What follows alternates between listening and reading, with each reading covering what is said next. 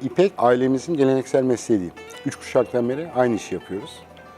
Yani 150 yıldan beri aşağı yukarı ailem bir fil ipeğin içinde. Aileden gelen bir meslek yani bir bağ var. Tabii 91 krizine kadar her şey güzel gidiyordu. Diğer ipek fabrikalarının içinde bizde bir yerimiz vardı. O şekilde imalat yapıyorduk. Tabii çok güzel anılarım var. Kozan'da büyüdüm. O kaliteli bir esnafın içinde büyüdüm. 91 yılında askerden geldikten sonra işte bu 91 kriz patlak verdi. Köylü dut ağaçlarını kökünden söktü. İpek fabrikaları iflas etti. Sebebi de ipeğin üzerinde olan fonların kalkmasıydı. Gümrük Birliği'ne gidiyoruz diye. Sonuçta ipek bitti. Ama bazı meslekler var ki damarın içinde aşkla, sevdayla geziyor. İpek de bizim için öyle bir şey. Buradaki fabrikayı söktük. Ondan sonra kapanan fabrikalarında birçok yine kullanmadıkları, lazım olmayan makinelerini satın aldık.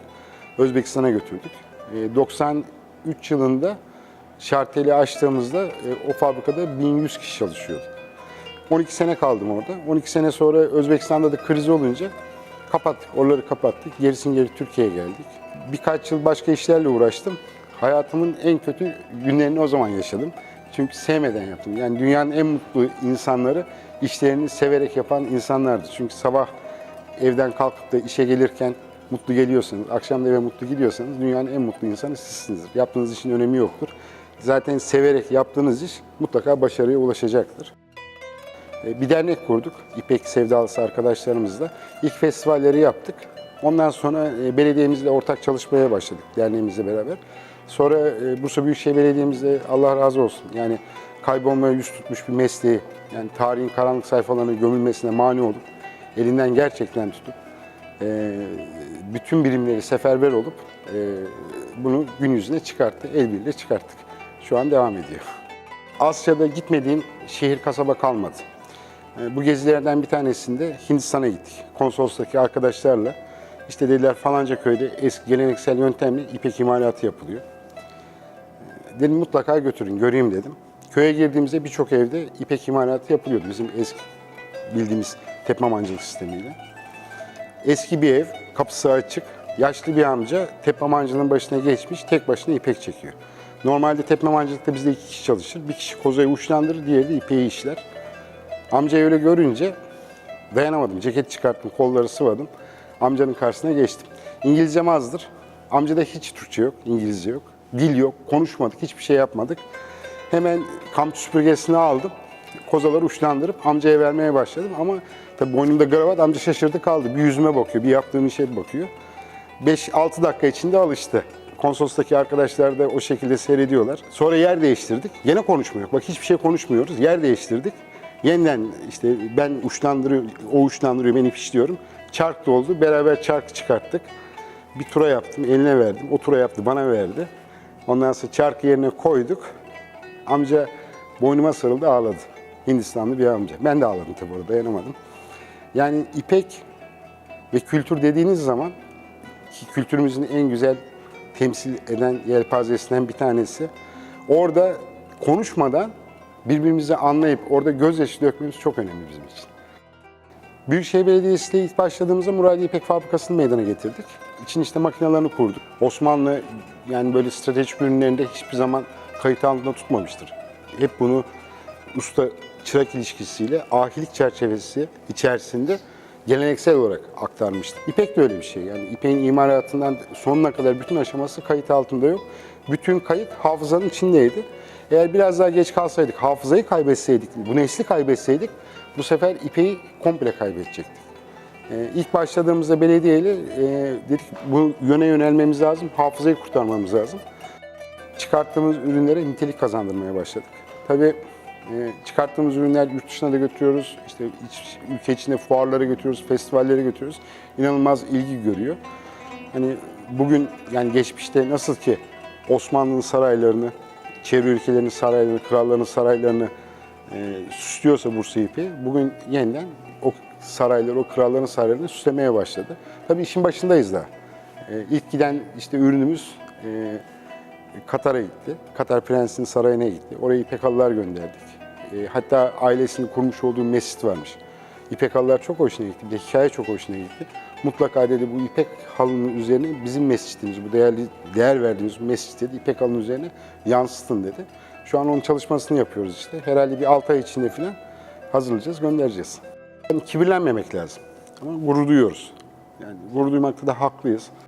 Muradiye İpek Fabrikası misal kurulduğunda İpek Fabrikası'nın kendine has bir kokusu vardır. Yani hiçbir şeye benzemez o koku.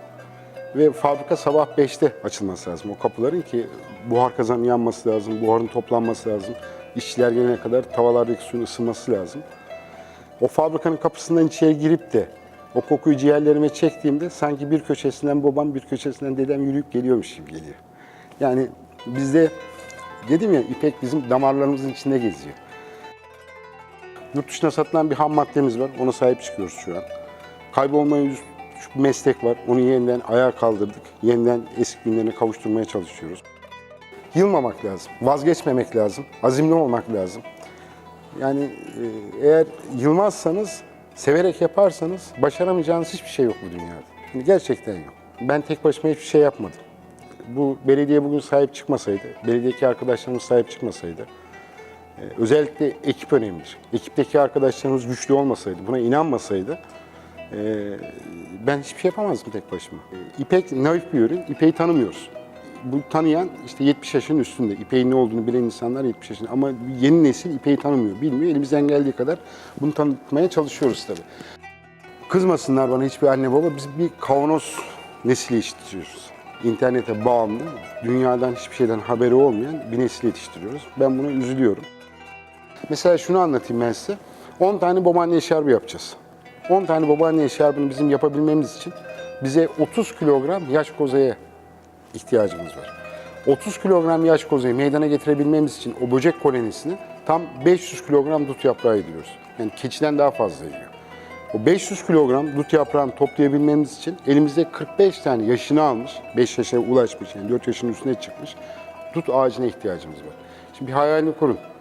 10 tane eşarp yapacaksınız sonuçta ama 45 tane ağaca bir yıl boyunca bakıyorsunuz, gübreliyorsunuz, buduyorsunuz, suluyorsunuz.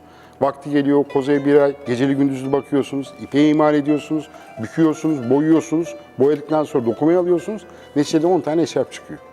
Şimdi bu eşarp kalkıp da kozağında 20 liraya satılmaz. Bu bir kere ipek değil, atın kenara onu. Tabii kültürümüzün en naif temsilcilerinden bir tanesi ipek. Bir medeniyetin yani en zenginliğini ortaya koyan bir sanattır, bir zanaattır, bir kültürdür. Eğer biz kültürümüzü kaybedersek yarın her şeyimizi kaybedeceğiz. Bu çok tehlikeli bir şey. Biz gelecek kuşağa yaşayan zanaatları öğrenmesin, yapmasın önemli değil ama bilsin, kokusunu alsın, ellesin, dokunsun. Kültürümüzü yaşatmazsak, onlara göstermezsek bu çocuklar büyüdüğü zaman bunların savunma içgüdüleri gelişmeyecek. Neyi savunacak? İnsan sevmediği şeyi savunmaz ki. Sevmesi lazım. Yaşaması lazım onu. Dokunması lazım. Bu toprağın üstünde neyin yaşadığını bilmesi lazım. Yani bu toprak istediği kadar mavi olsun, istediği kadar yeşil olsun. Eğer üzerine bir kültür yaşamıyorsa bu kuru bir toprak parçasıdır. Başka bir şey değildir. Kaybolmaya yüz tutmuş bir mesleği elinden tutup yeniden gün yüzüne çıkarttığı için, koruduğu için Bursa Büyükşehir Belediyesi'ne minnettarım. Çok çok teşekkür ediyorum. Bunun yanında da tüm çalışma arkadaşlarıma, yani bu ekipteki tüm çalışma arkadaşlarıma gerçekten çok büyük emek sarf ediyorlar. Gecelerini gündüzlerine katıyorlar. Asıl alkış onların, onlara da çok teşekkür ediyorum.